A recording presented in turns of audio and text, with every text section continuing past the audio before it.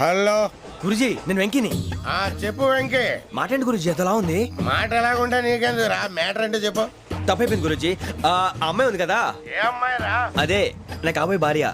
తనేదో జోడేక్స్ అని అంటుంది. ఏంటి గురుజీ అది? జోడి యాక్సిడెంట్ రాసి రా. అదా గురుజీ? ఇంతకే అమ్మాయిది ఏ రాసి?